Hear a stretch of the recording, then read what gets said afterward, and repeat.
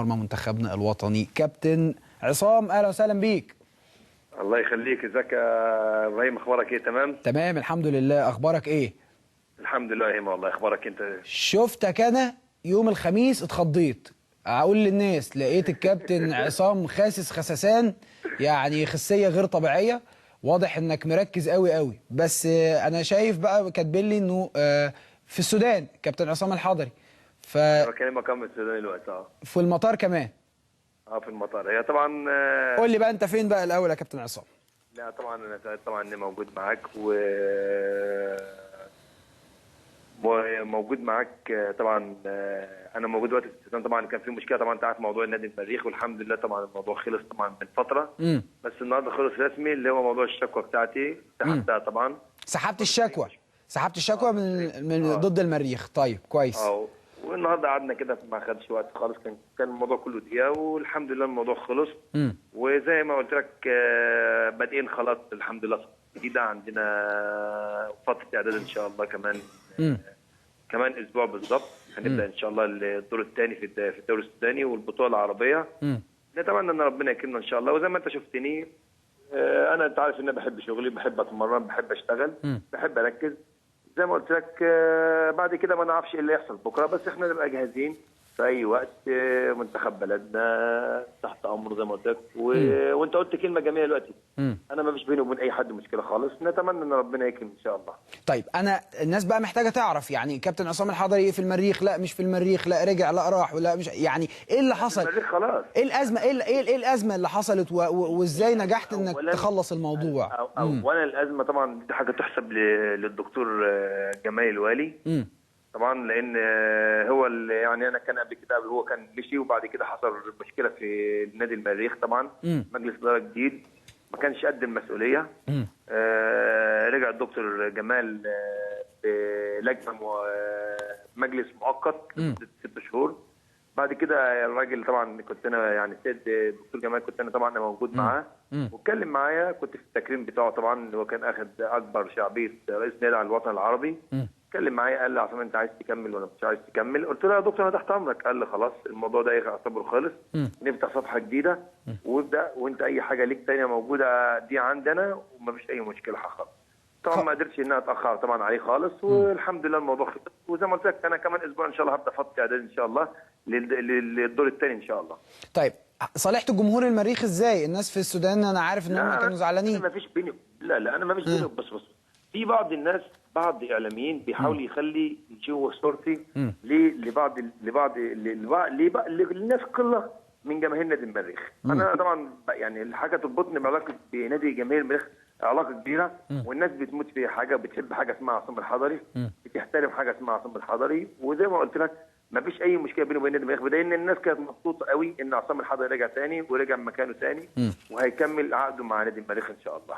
طيب بص بقى، انا هسالك الاسئله اللي لو انا راجل ماشي في الشارع كده هقولها. كابتن عصام الحضري نجم منتخبنا الوطني، وراجل ساهم في كل البطولات اللي منتخب مصر اخدها بامانه شديده. وبصراحه الناس زعلانه من عصام الحضري. انت فين يا كابتن من المنتخب؟ وليه يحصل مشاكل ما بينك وما بين الجهاز الفني للمنتخب؟ انت اسم كبير. انا ضد كلمه حاجه اسمها مشاكل. قول لي بقى وقول للناس كده وكلم جمهورك. انا ما فيش بيني وبين اي حد من الجهاز الفني مشكله، وانت تعرف كده، وانا اتكلمت معاك قبل كده. ولا في البيت ولا الكابتن زكي خالص، ولا الكابتن ضياء، ولا مستر بوب، ولا اي حاجه. زي ما قلت لك انا ما فيش مشاكل خالص، وانا تحت امر منتخب مصر. زي ما قلت لك في اي حاله انا تحت امر منتخب مصر، بدليل ان انا حتى لما انا ما كنتش موجود بشتغل، بتمرن، بموت نفسي في التمرين عشان ترجع مكانك تاني وتبقى موجود في فريقك. وخلاص الحمد لله كل حاجه خلصت. وزي ما قلت لك هنستعد لصفحه جديده ان كانت في نادي المريخ او مع منتخب مصر. وزي ما قلت لك الهدف كله الوصول لكاس العالم ان شاء الله. طيب انا عارف ان انت صبور، ما انتش ايه يعني اللي يوصل لمكانتك دي ما هوش يعني متسرع او متعجل. ليه الازمه حصلت بتاعه ماتش تشيلي دي فجاه كده مره واحده الكابتن عصام الحضري؟ بص انت ما تعرفش، زي ما قلت لك هو موقف وحصل. ان كنت انت مخطئ او ما انتش مخطئ، هو قرار حصل او موقف حصل. وانا اتمنى زي ما قلت لك ما فيش اي حاجه. الواحد ما بيتعلمش، مش عيب لما انت تخطئ، مش عيب لما انت تتعلم على كبر. دي حاجه كويسه لما انت تكون بتعترف. وانا زي ما قلت لك القصه كلها ما فيش اي حاجه دلوقتي خالص. احنا كل اللي بنتمناه، انا واحد بقعد قدام التلفزيون كاني واحد موجود في منتخب مصر، وكأن انا واحد بلعب الماتش ده. وزي ما قلت لك اللي محتاجه الفتره اللي جايه ان كلنا نتكافئ يد واحده، اللي هو هدف خلاص ان ربنا بيكرمك، بتفكر في الجديد، عندك صفحه واللي هي حاجه جميله ان انت توصل لكاس العالم ان شاء الله. طيب كابتن عصام، هل الاعتراف ده اقترن باعتذار او حديث تم ما بينك وبين الكابتن زكي عبد الفتاح او مستر باب برادلي ولا لا؟ اتفضل. لا بس حضرتك ما فيش حاجه اسمها اعتذار، هو مش عيب لما انت تعتذر. بس انا ما فيش بيني وبين اي الكابتن زكي مشكله، ولا بيني وبين الكابتن بوب، ولا بيني وبين الكابتن. كويس قوي ان انت بتؤكد على هذا الموضوع. ما فيش مشكله خالص، ما فيش حتى كلمه اعتذار، لان احنا انا الكابتن زكي قابلني واتكلم معايا، والكابتن ضياء قابلني واتكلم معايا. فاهم انت قصدي؟ مش لازم نتكلم في موضوع كوره او نتكلم في موضوع بتاع. لا، هم الناس اول ناس صرحت قالت لك احنا نتمنى الحضر مشكلته تخلص، ونتمنى الحضر يرجع يلعب عشان الراجل اللي احنا محتاجينه وهو محتاجنا. ودي حاجه بعتبرها شهاده يعني جميله ليا، وشهاده ان انا بتديني مسؤوليه اكتر ان الواحد يرجع تاني يشتغل يتمرن يموت نفسه عشان يوصل للهدف اللي هو عايز يوصله لكاس عالم. اتفرجت على ماتش زيمبابوي اللي فات؟ اكيد اتفرجت. اكيد، ما قلت لك انا بتفرج كاني لعبت بالظبط. طيب رايك ايه في شريف اكرامي وادائه في اداء منتخب مصر؟ انا ما ينفعش ان احنا نقول اداء، ايه رايك في اداء شريف اكرامي؟ احنا ممكن، احنا فريق جماعي، ممكن نقول ايه رايك في اداء منتخب مصر كله بدايه من شريف. لا انا بسالك انت حارس كبير، وبالتالي لك راي مهم. وبعدين ده انت اشتغلت شويه محلل رياضي يا كابتن عصام، كنت هتقفل علينا. ما ينفعش انا اقيم حارس. يعني انت قصدي دي تفضل دي، انا راجل لاعب. اللي يقيم حارس مرمى هو مدرب حراس مرمى الكابتن زكي، او اي مدرب حراس مرمى، او الكابتن احمد ناجي، او اي حد هو اللي يقيم حارس المرمى. ماشي. لان انا في المجال ده بلعب، بس انا بقول لك هو منتخب مصر مقدم كلهم من وجهه نظري كلهم نجوم، بدليل ان انت تكسب 4-2، بدليل ان انت تكسب بره ملعبك، بدليل ان انت تعمل كوره جميله، يبقى بالتالي ال 11 لعيب بما فيهم الثلاثه كلهم نجوم. هترجع منتخب مصر تاني؟ يا رب ان شاء الله، بعون الله يا رب يا هيما ان شاء الله. لا يعني انا شفتك وشفت في عينك الاصرار، وزي ما قلت في بدايه المداخله، لا انا شايف بسم الله ما شاء الله انت محافظ على نفسك. وحتى سالتك قلت لي انا كنت مسافر بره مصر، ورغم كده كنت بتمرن في ملاعب فرعيه وفي اماكن علشان في النهايه حافظ. ده معناه انه انت مصر على العوده. اصرار. بص يا لازم كلنا، مش لوحده الحضري بس لوحده، لازم كلنا يبقى عندنا اصرار اللي هو الوصول لكاس العالم، ان كنت انت لاعب موجود ولا ما انتش موجود. فهمت قصدي؟ لازم يكون الاصرار ده عند المدربين حتى اللي بره المنتخب، لازم يكون عند اللعيبه اللي بره المنتخب، لان في اي وقت ممكن اللاعب ده يكون موجود في المنتخب ويوصل وبيضموه النهارده، صح ولا غلط؟ صحيح. الاصرار ده موجود عندي لغايه اخر يوم ما اجي ابطل كوره. اسالك سؤال ساذج شويه، شكل العلاقه ما بينك وما بين شريف اكرامي وعبد الواحد السيد عامله ازاي؟ والله قبل انت ما تسالني اسالهم، لان انا علاقتي باي حارس مرمى بره الكوره بنبقى حبايب، اصدقاء، اخوات، بيبقى في بيننا وبين بعض مرح، بنضحك نهرج نهزر.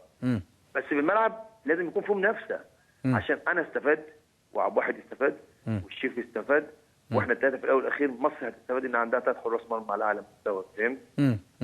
لازم يبقى في منافسه، لان انا لما خدت احسن جون في افريقيا في 2006 لحد 2010 كانت المنافسه اللي بيني وبين عبد الواحد، كانت بين محمد صبحي، اللي كانت بيني وبين ابو السعود، كانت بيني وبين محمد صبحي، دي اللي خلتني اخذت احسن حارس مرمى على مستوى افريقيا. لازم المنافسه في كل مكان هي اللي بتديك الهدف اللي انت عايز توصله.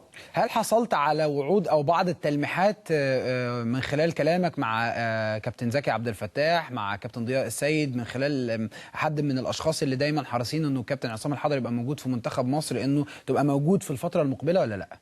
اصل ده موضوع مهم قوي، خد بالك انا بسالك كل الاسئله اللي الناس بتسالها والله. يا ابراهيم نتمنى زي ما قلت لك، وزي ما قلت لك انا بدعو لك مره ثانيه، انا كاني وقتي لا ما هو التمني ده ماشي، انا موافقك كابتن عصام. انت بقول لك ايه يا كابتن، انت من بعد ما بقيت قاعد على كرسي الاعلام بقيت صعب قوي، الواحد مش عارف ياخد منك، بص مش عارف ياخد منك تصريح. ما انا بقول لك قلت لك انا دلوقتي انا كاني عصام الحضري حارس مرمى. صدقني انا مش هقول لك حاجه مجامله او حاجه، انت اصلا بتعرفني. انا عارف طبعا. بقول لك نتمنى الفتره اللي جايه نكون يا رب ان شاء الله في المعسكر اللي جاي بتاع منتخب مصر، نكون موجودين في منتخب مصر ان شاء الله في المعسكر اللي بعد اللي جاي ان شاء الله. عايز تلعب كاس عالم؟ انت عايز تحلل كاس عالم ولا مش عايز تحلل كاس عالم؟ ده انا نفسي، ده امنيه حياتي. خلاص يبقى انا نفسي انا كمان. ماشي بس يعني ماشي هي وصلتني. الاحساس، بص عايز اقول لك حاجه، هي وصلتني. بتاعك هو نفس الاحساس بتاعي، خلي بالك. الحرص، يعني انت حريص انه تبقى متواجد في المكان ده. طب هسألك سؤال وانا سألته لك يوم الخميس وقعدنا نضحك عليه، بس لازم الناس برضو تبقى عارفة. يعني يدور في الاوساط الزملكاوية وبشدة وفي الاوساط الكروية المغلقة جدا جدا انه الكابتن عصام الحضري بالاعمال السفلية خلص على عبد الواحد السيد وجاب له اصابة. ما ردك؟ بالسؤال برضه انكم من ليك في الاعمال السفليه ولا ايه؟ ليك في الاعمال الواحد يخاف منك. قلت لك نو كومنت يا هيما. نو كومنت. ترجع بالسلامه ان شاء الله. انت راجع القاهره امتى ان شاء الله؟ ان شاء الله انا في المطار اصلا دلوقتي، ان شاء الله. ان شاء الله باذن الله تيجي بالف سلامه. كابتن عصام الحضري بشكرك شكرا جزيلا على المداخله وعلى اتاحه التوقيت. تختلف تتفق، ودي دباجه لازم تتقال، يعني دباجه تقليديه شويه لكنها لازم تتقال. هتتفق هتختلف. عصام الحضري واحد من افضل حراس المرمى اللي جم في تاريخ مصر، واحد من افضل حراس المرمى في افريقيا. انا اكتر حاجه بتعجبني فيه ان هو صريح، بس اكتر حاجه برضو بتزعلني من الكابتن